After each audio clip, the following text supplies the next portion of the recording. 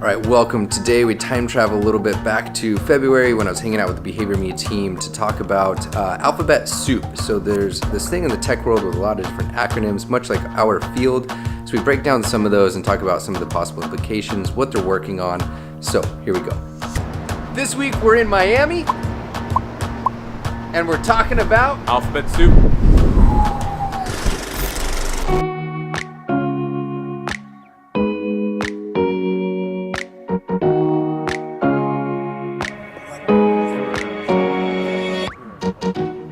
I just love their professionalism. Yeah.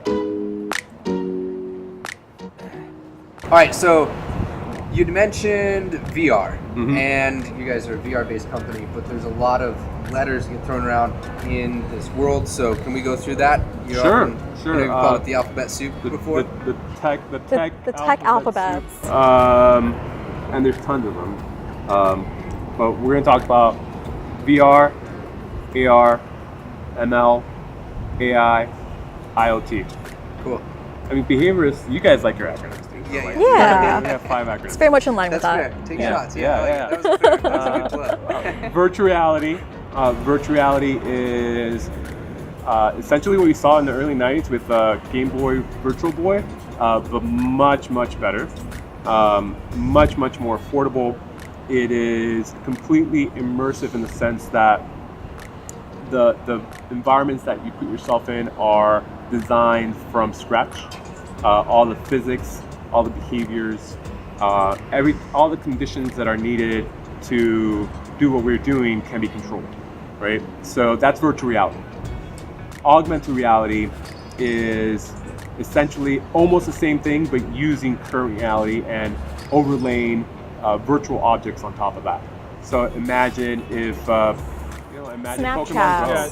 Snapchat. Yeah. Putting a little hot dog, Pokemon dancing Go. hot dog up there. Yeah. That stuff, but for a real purpose, not just It's integrating the environment like in the current moment, in right? the current moment. Yeah. Artificial intelligence and machine learning. Artificial intelligence, I think, is sort of self-explanatory to a certain extent. It's the ability for a program or a hardware to understand what it needs to do, when it needs to do it. Machine learning is quite different in that the machine learns, right? It learns the algorithms needed. You give it a certain task, and it'll find the most efficient way to do it. Some machine learning applications are. All right, so I can dive into this a little bit.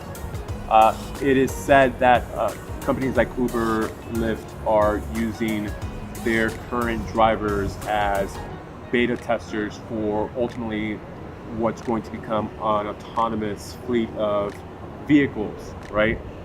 That autonomous fleet of vehicles will first substitute their current employees, right, or contractors.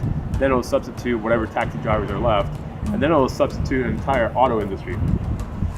Because you won't have to own a car, you can just call it and it'll drive up to you and it'll take you wherever you need to go, and you don't have to have a car sitting in your driveway 8 hours a day doing nothing. That's completely inefficient. It's like an evolutionary process. Yeah, it's an almost. evolutionary process. Yeah. And the last one, which is something that we quite enjoy, and we see the potential and the value and the application also within behavior analysis. Not that the others don't. The others actually have a lot of potential too. They're just less spoken of. Is IoT, the Internet of Things.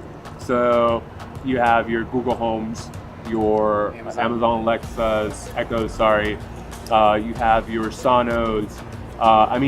For that matter, you have your own Google Assistant or Siri on your phones. So having IoT just extends that capability beyond those devices, or specifically cell phones, and these smaller devices like the Echoes and Alexas, or the Echoes, Alexa's just a name, the Echoes and the Google Homes, into everything else. So imagine your refrigerator being smart, imagine your countertop being smart, imagine now you have smart TVs, but they're not really smart. Imagine having a smart nightstand right? All these connected pieces forming a network to help you become, or that becomes they become your contingency manager. So imagine, if you will, for a second, you wake up, your nightstand, or maybe not even your nightstand, but just some component of the nightstand or something that you put on the nightstand prompts you to do certain tasks that you have to do before you leave for work, right? Imagine that being applicable to populations with ASD or developmental disabilities first, and then out to the rest of the world, neurotypical world, right? We quite often forget our keys at home, or we will forget certain things. Imagine having that. It's like textual prompts, so those little prompts reminding you to engage in those lower behaviors. Robot from the Jetsons just being like, yeah, what do you need today? Yeah. A lesson choose of Rosie the robot. Yeah, Rosie the robot. You know, Rosie the robot. I cannot wait. It's gonna happen. It's gonna happen, and it's insane that it's gonna happen, and it should happen with behavior analysis in mind, right? It'd be foolish and short-sighted of the industry to not insert itself within those technologies, right? Even outside of the spectrums or the disorders that you currently work with. I mean, it has to occur.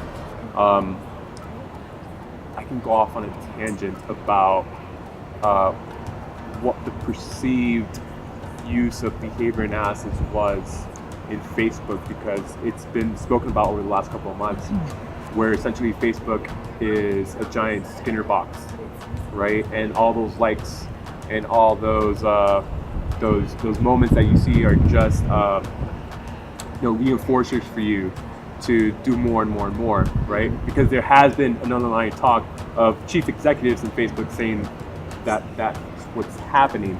They have a very good understanding of schedules of reinforcement. Yeah, they have a very good understanding of schedules of reinforcement. And there's multiple points of view. It's not that it's right or wrong, it's just that it's being used.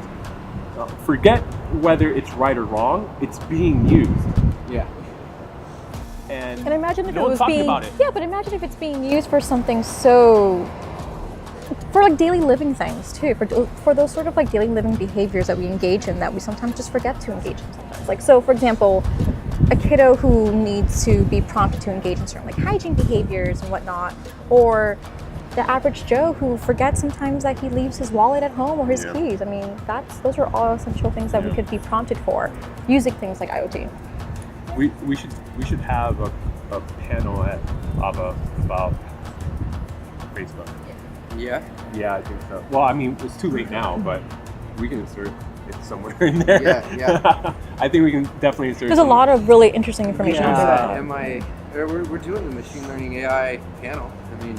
Yeah, we can insert it in there. We can insert it in there. It could be a really good case study. Yeah, absolutely. You know where I want IoT to get to? I want to wake up in the morning and just shout, "Make me coffee." And when I get downstairs, I don't know why I'm assuming I'm upstairs. I don't even have a tea. Yeah. And when I get to the kitchen, there's coffee made. That's what I want. It's like that episode of Black Mirror. Yeah. Yeah, just not as horrific. That's why I can't wait for super smart. Black Mirror. Watch Black Mirror. Black Mirror. You'll be maybe saddened. There's a few good I watched 3 episodes. episodes. You watched the episode? Which is like a miracle. I don't watch The stuff like first that. 3? Like I did watch the first 3. Yeah. First one's interesting. Yeah. You gotta get through the first one. Yeah. You have The to get second through the first episode's one. You have to amazing, get through the though. first one to Yeah, really it's get to the rest. The rest get better. The first one is a little off. That's what little everyone off-putting. tells everyone else. Like, and it is It's off. tough. It's tough. The rest are. The rest aren't anything like the first No. one. Yeah. I mean, if you're gonna come out with a new, different series like that, like they came out with a very, it was different enough for everyone to talk about. Yeah. I mean, I guess it worked. Yeah, it worked. In that sense. Watch Black Mirror, except for the first one. But no, watch all of them. But there's a really But good you can skip episode part. there about IoT. There's a really good episode Yeah, about it's really IoT and yikes. That's the winter episode. On the John Hamm. The Christmas The episode. Christmas episode. Yeah. It's a tough one. It's not even part of the season, it's just standalone. yeah. So good. Cool. We'll dig for the links. So you mentioned that you've worked on a few different applications of VR, certain simulations, right? What are those? Can you give us a little taste? I know they move pretty fast. Yeah, sure. So we have 3 different simulations already developed. The first one is stranger danger. The idea being assisting someone within the community to find an appropriate community helper when they are in need of help. A second one is a fire drill simulation. So what should an individual do if they are in a situation like a fire drill? And the third one is crossing the street. I always forget the third one. I always forget the third No one. matter the first 2 you start Yeah, with, even if they're different, you always forget what the So yeah, I got to strap and throw those on and check out, what was it, the classroom? You and check the classroom, yeah. playground. Mhm. Yeah, so the classroom is the fire drill simulator. All right, so if anyone wants to learn more about what you do, sign up for updates or anything like that, where do they find you? www. Do people even use www? No, just go straight into it. BehaviorMe.co. BehaviorMe.co. Just go to BehaviorMe.co. .co, not .com. Yeah, .co.co. That's BehaviorMe, all one word, .co. Our homepage has a call to action. We'll put it right there. Right, call to action. Name, number, email, message. Hit send. We get it. We read it. We store it. We reply to you with your concerns, and just follow us there. And we're BehaviorMe on Facebook, Instagram, social Yeah. media in general. Yeah, throw the handle up as well. Yeah. All right. So you might be wondering, like, why do we even talk about this in behavior analysis? And just let me throw this at you. ABI, we arranged a panel with Joe Lang, BehaviorMe, Paul Andronis, and Abby Lewis of this group BX Plus, whom I work with. And Joe reported there that there's a company, I'm going to try to find and link them down below later today when I talk to him, that reported that 40% of their staff are going to be replaced by artificial intelligence bots, essentially, because people are enjoying them more, they're more cost effective, and the technology is finally there to where they can be just as effective. Crazy, right? Insane. So I encourage you to just brainstorm, talk, search, Google, look around. Let's continue the discussion down below. Just what are your thoughts? And with that said, that's your daily The Daily BA! Boom, boom, boom!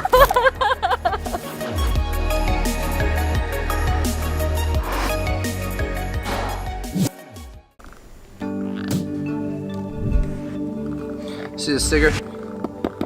Love that Skinner quote. All right, so on today's episode, talk about just working way too much and way too hard. This concept of self-care